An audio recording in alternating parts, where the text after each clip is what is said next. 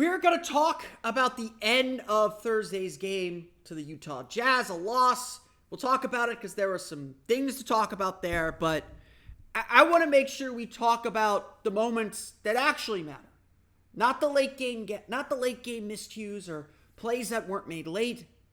The plays that weren't made throughout the course of the game. Those are the plays the Magic really have to win. And that's why we're listening to Locked On Magic.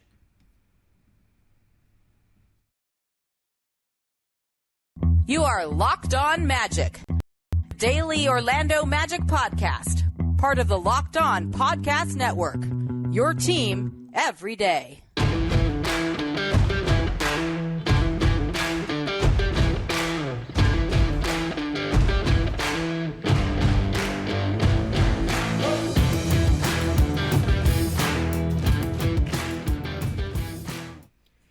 And you are indeed Locked On Magic. Today is March 10th, 2023. My name is Philip Rossman-Reich. I'm the expert and site editor over at OrlandoMagicDaily.com. You can follow me on Twitter at PhilipRR_OMD. On today's episode of Locked On Magic, the Orlando Magic fall to the Utah Jazz 131-124. A game that had a lot of similarities to the Magic's last two losses. Some differences, but a lot of key moments. Key moments at the end of the game, key moments throughout the game that all added up to a loss. We'll break down all those moments coming up here in just a moment. But first, we want to thank you again for making Locked On Magic part of your day every day, no matter when you listen to us, whether it's first thing in the morning, whether it's right when we upload. We truly appreciate you making Locked On Magic part of your day every day. Remember, there's a great Locked On podcast covering every single team in the NBA.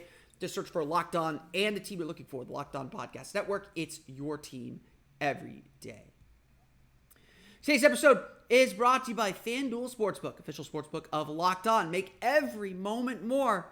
Visit FanDuel.com/LockedOn today to get started. Whenever you have a game like this, I think it is very natural and perfectly acceptable to look to the end of the game. The plays at the very end that determine whether you win or lose. And honestly, these plays were emblematic of a lot of the reasons why the Magic ultimately lost in this game.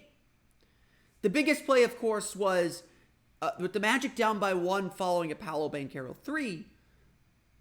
The Magic struggled all game with dribble penetration, gave up a drive, gave up a shot that forced Paolo Banchero to come up and defend, putting him out of rebounding position, and allowing Walker Kessler to grab the rebound, and with at least three Magic players hanging on and pulling on his jersey to get a putback dunk and one to make it a 4-point game once again. Even though Orlando was still able to kind of draw close into the game, Lauri Markkanen hit a tough jumper that ultimately won the game for the Utah Jazz and gave them a 131-124 scoring, eventually a 131-124 scoring margin. All those plays are important, and you know, after the game, there was definitely a sense from the Magic of, we played some good defense down the stretch, and Utah made some tough shots. And I'll agree to that. I think they contested well. I think they competed hard. There was an effort defensively that they were trying to give, and that wasn't always there throughout the game, but they were trying to put that effort forward. Orlando put themselves in a position to win, and as happens late in games, good players make tough shots. Lauri Markkanen's a good player. Walker Kessler put himself in a position to make a play. The Magic made plays down the stretch to keep themselves in the game. They were chasing the lead heading into those final minutes and nearly drew close. So the end of game situation wasn't really for lack of execution. It was a ball bouncing the wrong way, a tough shot going in, the kind of things that you can live with. And so I'm not fretting so much about the late game stuff in this one. I think that, yes, you could definitely make the argument, you could definitely ask the question whether Jamal Mosley should have had the lineup he had out there. And I'm going to dive a bit deeper into that for OrlandoMagicDaily.com later today, so definitely check out the site throughout the day for that. That should be up early afternoonish. Undoubtedly, I think there is debate about whether Mosley had the right lineup out there. The Magic finished the game with a lineup of Markelle Fultz, Gary Harris, Jalen Suggs, Franz Wagner, and Paolo Banchero. I am personally a big proponent of, or I'm personally a believer that you should try to play your 5 best players. And while Goga Bitadze was having a fantastic game, he'd also played 5, 6, 7 minutes straight. And I think asking him to play a final minute and a half, 2 minutes would have been a lot.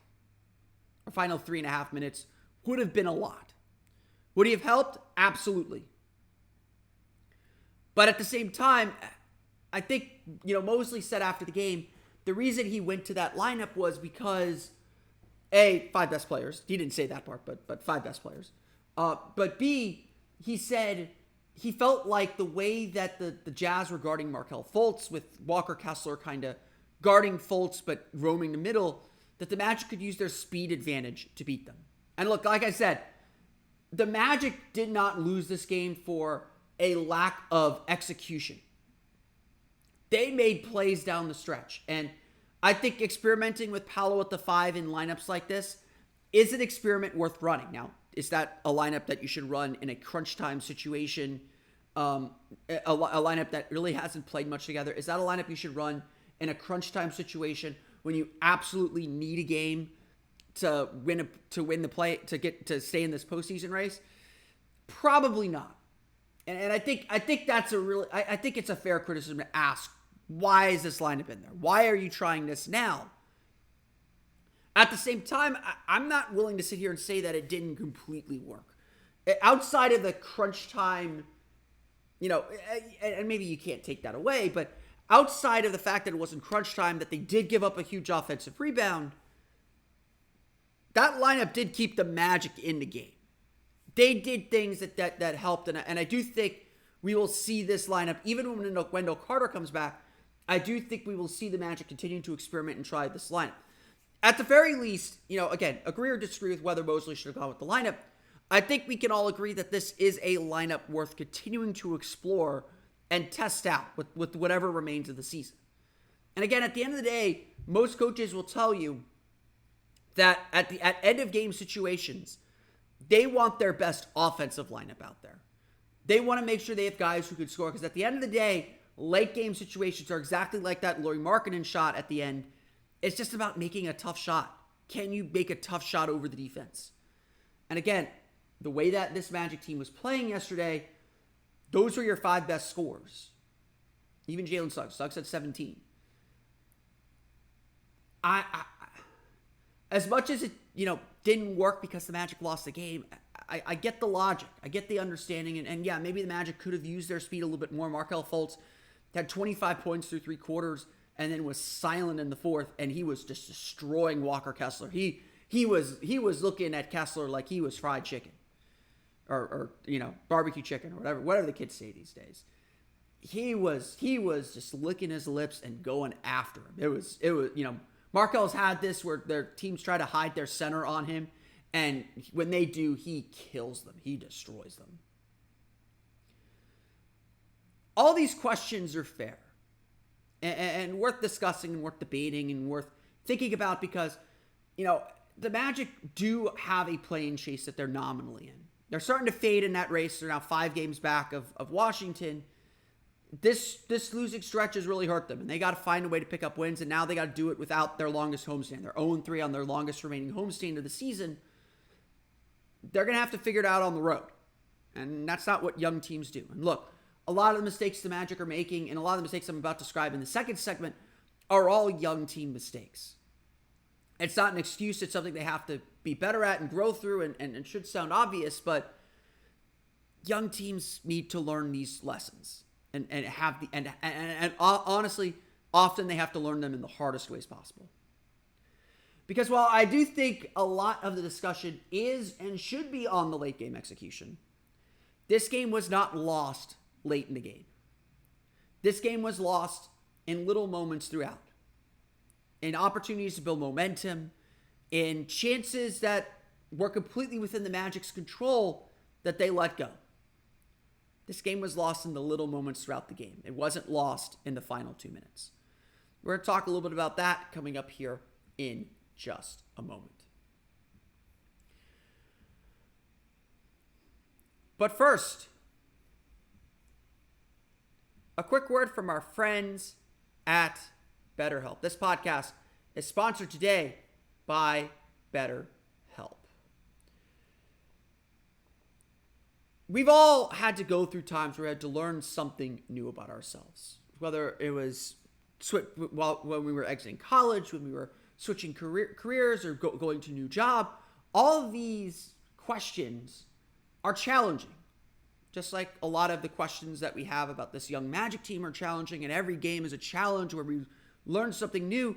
Every moment in your life is a chance to learn something new about yourself and learn about how you're going to respond to it. And sometimes we need a little bit of help to get clarity and figure that part out about ourselves. That's why BetterHelp and therapy are so important to getting the most out of yourself during these challenging times, or even during non-challenging times, to make sure you are on the right path and can affirm yourself too. Therapy is about deepening your self-awareness and understanding, because sometimes we don't know what we want or why we react the way we do until we talk through things. BetterHelp connects you with a licensed therapist who can take you on that journey of self-discovery from wherever you are. I have done therapy on and off throughout my life. It has always benefited me, helping me kind of find my path and find my way and the right way to channel my emotions at times to get to something productive for both me and the people around me. If you're thinking of starting therapy, give BetterHelp a try. It's entirely online, designed to be convenient, flexible, and suited to your schedule. Just fill out a brief questionnaire to get matched with a licensed therapist and switch therapists anytime for no additional charge.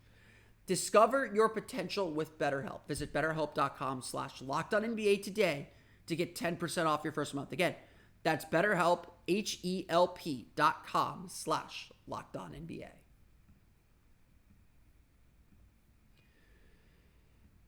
So, do you hear me? If you've listened to this podcast for any stretch of time, you know that I always say games are not won or lost in the last 2 minutes of a game. I will concede that clutch time is important, that it does feel different, and that especially for a team like the Orlando Magic right now that doesn't quite know how to win, their clutch time minutes, their crunch time minutes matter a lot more. There's, you look at the Magic's record in close games this year when the game's within 5 points in the final 5 minutes, they're like 13-21, 13-22. I think they're 13-22 now. Again, you flip those games, you flip some of those close games, and suddenly you've made up the ground that you needed to make up to be in the play-in tournament, to be in this postseason chase. And so I'm not going to sit here and pretend that Walker Kessler grabbing a rebound isn't important. It's really important. That was a really big play. You could feel how big that play was at the moment. And to me, that is really the big difference between crunch time and crunch time and not. Is in crunch time, you really feel how big each play can be. But, something happened throughout the course of Thursday's game. Something happened that happens throughout a game, but it happened a lot in Thursday's game, where there would be a play, and I was sitting next to one of the guys from Orlando Magic HQ. There would be a play, and I would happen, and I would turn to him, and I would say, that's going to be a big play. That's going to matter in the end. These are the kind of things that matter. If you're looking for why the Magic are struggling to win right now, it's less about the crunch time plays. It's less about the Nasir Little three. It's less about the Walker Kessler jumper or Walker Kessler putback, but it's more about these little plays that add up over the course of a game. Look, the Magic's defense right now is in shambles without Wendell Carter. Honestly, watching them play, I'm not sure Wendell Carter fixes everything. There are things the Magic need to do to be better defensively. The rotations are just off. They're a little too eager to go for steals, I think. But again, these are little things that matter. Some of these plays are out of your control. There's a play where Goga Bitadze blocked a dunk. It landed right in Lauri Markkanen's hands, and he was able to get a shot. Nothing you could do there. There's a play where I think Jalen Suggs went for a steal, got his hand on the ball, but took himself out of position to get that steal, and suddenly Utah's on a 5-on-4 break, and they're able to score. Those are kind of 50-50 play. There's a play where Cole Anthony got a rebound, dove on the floor to secure the rebound, and then tried to fire it from the floor out to Jalen Suggs, turned it over, Utah gets a basket. These are little plays. These are little things, but these are also the kind of plays that stop momentum for the Magic, who are climbing uphill all game. They put themselves in a deficit, and they got back in the game, but they never led by more than 5. They were always kind of climbing uphill and trying to catch up. These are the kind of plays that stop momentum and rebuild momentum for the other team. And again, some of them you can't do about it. You can do the right things, and sometimes the ball just doesn't bounce your way. Like I said, after Sunday's loss to the Blazers, the Magic right now have to figure out how to tip the scales in their favor. They have to figure out how to get those plays to work in their favor. And that's such a huge thing for this team. But the big culprit and the big thing that just felt big every time it happened was the free throw shooting. Something that was completely in the Magic's control. Orlando missed 11 free throws. They went 12 for 21 from the foul line in the second half. They went 2 for 6 from the foul line in the fourth quarter. That is something that is completely within the Magic's control, and that is something that they have to take advantage of. The fact of the matter is, Orlando's success offensively is built on their ability to get to the line. When the Magic get to the line, they win games. That's how they make up the 3-point difference. That's how they stay in these games. They hit free throws. And that's not what happened in this game. The Magic gave away points and gave away momentum at the foul line. They gave away chances to tie the game like they did against Portland on Sunday. It's as much a sign of the focus throughout the course of the game, because missing a free throw early in the third quarter doesn't feel important. What does feel important is when, again, I'm not singling him out because Paolo missed his share of free throws too. It's important when Cole Anthony misses a take foul free throw, because those are free points. The team has literally made a mistake to hand you points, and you did not capitalize on it. And it feels small. But even at the time, it feels big. Like, this is an opportunity this team missed. And I think one of the larger lessons and one of the big things that this group has to learn, and look, it's a young team thing too, is to be able to take advantage of all 48 of those minutes. Jalen Suggs was pretty upbeat, pushed back on me when I asked him about this after the game a little bit, which I appreciate Jalen's passion. He was still kind of fired up about the game, had a great game. We'll get to that in the box score review coming up here. Said, he thought they played pretty well.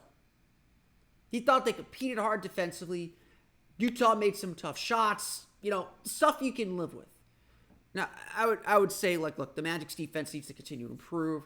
Jalen played some great defense, but defense needs to continue to improve. They're still giving up too many middle drives. Mo Wagner's in too deep of a drop. Goga Batadze's in too deep of a drop. Magic still needs some versatility on the defensive end. And as good as Paolo's been, we'll get to him in a minute here. But, Paolo isn't giving you the kind of inside presence that you need consistently. And that was a big equation in this game, even though we'll get to Paolo's game here in a minute. I thought he did some really good things, and there's a lot to really like about his game.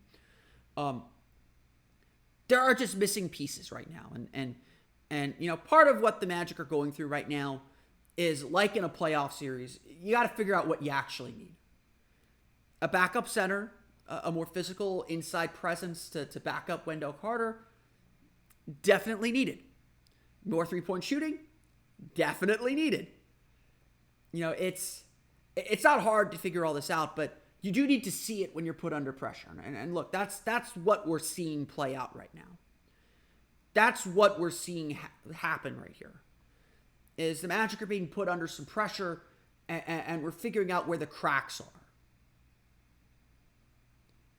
But no amount of pressure is or nothing you can do really to tell guys to make a free throw. To tell guys to give that extra ounce, if there is an extra ounce to give, to get that loose ball. The fact of the matter is, the Magic need to win these plays. especially the ones that are in control, like their free throw shooting. They have to win those plays. And right now, the Magic aren't. Yes, they are playing well enough. They're rallying. They are resilient, as Coach Jamal Mosley likes to say. They are resilient enough to keep themselves in these games. And they deserve a lot of credit for that. They fought hard in this one. But it's not necessarily the big plays that I look to. I don't necessarily look at that late game play from Walker Kessler as the reason why they lost. I look at these little plays when the Magic lose their focus for a minute and a half and give up a big lead or give up a big run. And those happen in the NBA. But too often it feels like it happens for the Magic because of what the Magic are doing and not as much about what the other team is doing, although they take advantage of it. The Magic have to be more focused and locked in for 48 minutes. And when they get opportunities, when they're handed chances to make a push, to cut into that gap, to extend their lead, they got to take it. And that's what was left on the table Thursday night against the Jazz. We're going to go through the box score real fast, talk a little bit about some individual performances. We'll get to that coming up here in just a moment. But first, a quick word from our friends at FanDuel. We are rounding the final turn to the end of the NBA season. There's only like 16 games left in the Magic season at least. It's crazy how close we are to the end of the season. We're less than a month away from the end of the season, guys. So now is the perfect time to download FanDuel to get yourself ready for the NBA playoffs, America's #1 sportsbook. Because new customers to FanDuel get a no-sweat first bet up to $1,000. That's bonus bets back if your first bet doesn't win. Just download the FanDuel Sportsbook app. It's safe, secure, and super easy to use. Then you can bet on everything from the money line to point scores to threes drained and a whole lot more. Plus, FanDuel even lets you combine your bets for a chance at a bigger payout with a same-game parlay. So don't miss a chance to get your no-sweat first bet up to $1,000 in bonus bets when you go to FanDuel.com/LockedOn. That's FanDuel.com/LockedOn to learn more. Make every moment more with FanDuel, an official sports betting partner of the NBA. Let's go through the final box score real fast as the Orlando Magic fall to the Utah Jazz, 131-124. Again, I think I would say this. I think the Magic played better in this game than they did against Milwaukee, and to some extent as they did against Portland. Their defense wasn't on point on the perimeter. They're definitely giving up a lot on the interior without Wendell Carter out there. Mo Wagner just isn't a huge interior presence. Goga Bitadze, honestly, I think part of what's going on with Goga is the Magic like him and he's playing well, but they don't quite trust him 100% yet. He is earning that trust, but again, trust is earned. It takes a while to build and to gain, and I just don't think he fully has it yet. And so that explains maybe why the Magic were a little hesitant to go back to keep him in late in the game. He extended his stay. He played a lot of minutes. But to that point then, Mo Wagner's really struggling defensively. He just doesn't give the same presence, and teams are really happy to attack him. He struggles defending at the rim. It's definitely rough. And look, Orlando, I thought, did a really good job attacking Walker Kessler. They struggled with it early in the game. They put themselves in a little bit of a hole because they couldn't figure out. They got a little tentative going at Kessler. But then they started getting to his body. Then they started to really do a good job shielding the ball away from him, hitting shots over him, attacking him, putting him in uncomfortable situations. So, I think the Magic, once they got their groove, they played well. And look, their offense right now is scoring at incredible rates. The Magic should be winning these games because they can't afford to give away these offensive games. And honestly, that's the disappointing part because the Magic are playing offense at such a high level right now. And they're just not taking advantage of it because either they're letting the pace get out of control, they're letting teams get too confident with their shooting early, or they're just not defending well. Probably a combination of all three of those. Utah ends up shooting 55.7% from the floor, just 13 for 34 from beyond the arc, 20 for 21 from the foul line.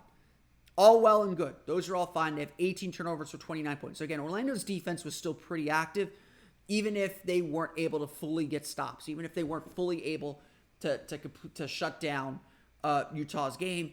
It just felt like every time Orlando was building momentum or getting a few stops, something would happen that would cut the momentum off, whether it was a missed free throw, whether it was Utah hitting a big shot, whether it was an offensive rebound. They had 11 offensive rebounds.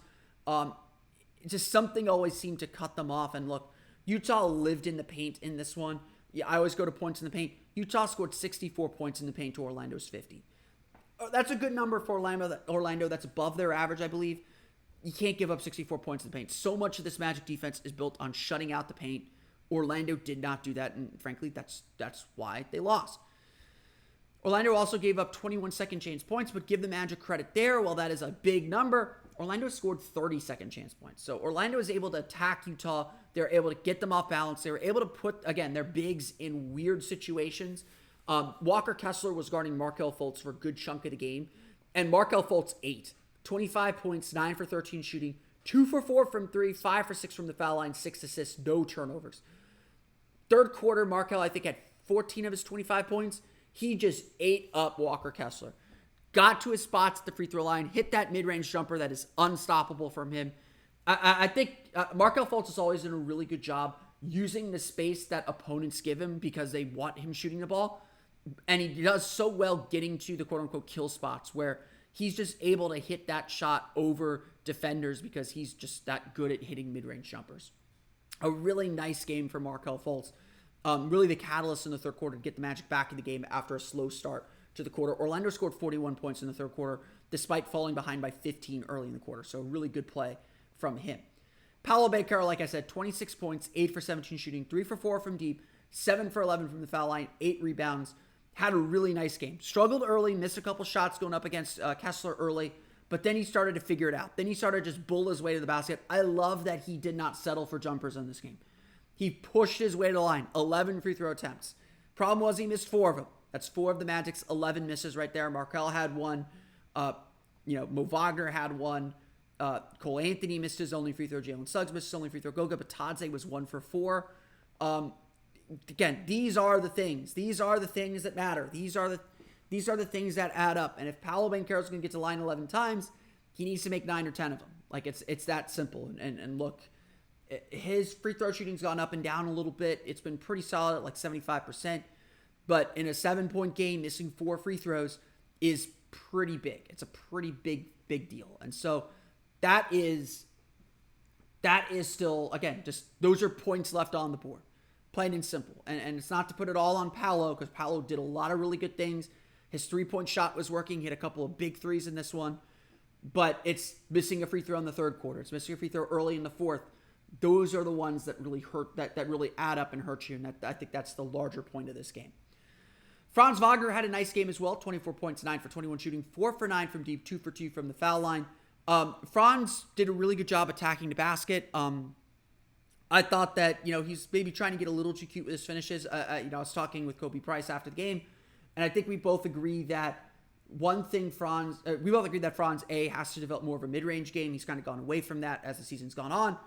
But I think we both agree, too, that one thing that Franz has to do better at is getting to the foul line. He is so good at working around contact. Sometimes he needs to just take the hit. Sometimes he needs to just get to the foul line, put pressure on the defense that way. That's going to set up so many of his other stuff too. Again, just some of the shots that he takes are just wild to avoid contact and not necessarily a high percentage shot. And so that's an area where I think Franz needs to continue to work. Pretty much the only thing missing from this game for him, because he was pretty good. Gary Harris, 12 points, 4 for 9 shooting. Mo Wagner, 11 points, 4 for 8 shooting, 6 rebounds for him. Off the bench, Jalen Suggs, 17 points, 7 for 14 shooting, only 1 for 5 from deep, 6 assists, 1 turnover. Jalen Suggs was awesome. Again, 2 steals as well. Just awesome game from him. Was able to get into his shots, not forcing anything. Got to the basket a few times. Look, Jalen Suggs is playing really well right now. Defensively, he is just so physical and so good. It's hard to keep him off the floor. And as a shot continues to develop, and it's coming along, you can read about that on OrlandoMagicDaily.com. As a shot continues to come along, he's going to continue to just get better and better and better. And I really love the way that Jalen Suggs is playing right now. Why did the Magic go to that Powell with the 5 lineup? It's because they wanted Jalen Suggs out there. Plain and simple. They needed a way to keep Jalen Suggs on the floor, but they still needed Gary Harris shooting because Gary played a pretty solid game too. That's how they decided to do it. I'm not against it. I believe you should play your 5 best players and find a way to make it work. Again, is crunch time the right time to experiment with that? I don't know. But Suggs continues to play very, very well, and it's hard not to be excited about it. The problem for the Magic was they got very little else from their bench. Cole Anthony struggled with 6 points on 2 for 8 shooting. Orlando did not turn to him a ton, only 21.5 minutes in this one.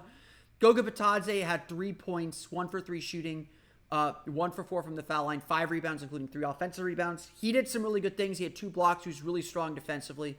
But Orlando is certainly missing a little bit of a scoring punch right now.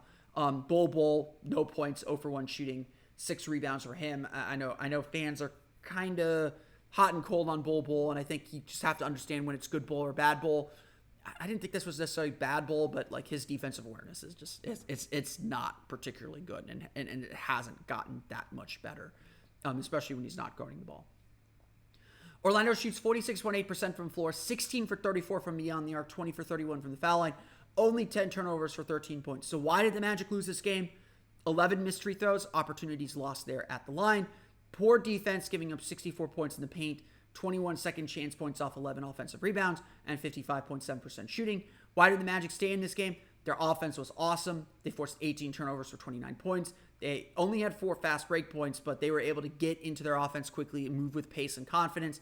Both teams were playing with confidence, and that's how you get such high scores. Because when teams play with this much confidence, defenses only matter a little. It's like playing 2K. You got to find a stop somewhere because the offenses are just so good. That's kind of where the Magic are at right now. And again, even when their offense is playing well, you just feel like every miss is huge, and you just don't feel like the Magic can sustain their offense. And that's kind of what happened in this game. Orlando got themselves back in the game. They had the lead, and then they gave up a little mini run midway through the fourth quarter. I thought they were down 5 at one point, and I thought Mosley needed to call a timeout and reload with some starters. He let it go one more play. They gave up a 3. They found themselves down 8. Again, I know a lot of people have criticized Mosley for his rotation decisions. My criticism of Mosley is more that he makes the right decisions, but he makes them a beat late. This was a beat late for me. And so again, it's little things. It's a decision like that. It's missed free throws. It's little things that add up that ultimately end in a loss. The Orlando Magic fall to the Utah Jazz 131-124. The Magic back in action to close this homestand, looking for their first win on the homestand Saturday against the Miami Heat. But that's going to do it for me today. I want to thank you all again for listening to today's episode of Locked On Magic. Of course, find me on Twitter at @PhilipRR_OMD. Subscribe to the podcast and Apple Podcasts, Stitcher, TuneIn, Himalaya, Google Play, Spotify, Odyssey, and all of the places and all the podcasts to your podcast-enabled listening device. For the latest on the Orlando Magic, be sure to check out OrlandoMagicDaily.com. Later today, I will be going into that Paolo at the 5 lineup and some other odd lineups Magic have tried. Check that out later this afternoon. Now that you're done listening to us, be sure to check out the Game to Game NBA podcast. It's like watching a night of NBA action in 30 minutes. Get reactions from all the Locked On site experts from their games. Get the takeaways that you need to know from every game in the NBA every Monday through Friday. You can find that on the Locked On NBA feed, wherever you download podcasts, YouTube, Odyssey, and wherever you download podcasts, of course. Locked On Game to Game NBA. Check it out today. That's going to do it for me, though. I want to thank you all again for listening to today's episode of Locked On Magic. We'll be back with you next after Saturday's game against the Miami Heat. Close out this homestand and look ahead to the road trip as well, starting next week. We'll get to that and future episodes of Locked On Magic. But until then, for Orlando Magic Daily and Locked On Magic, this has been Philip Rossman-Reich. We'll see you all again next time for another episode of Locked On Magic.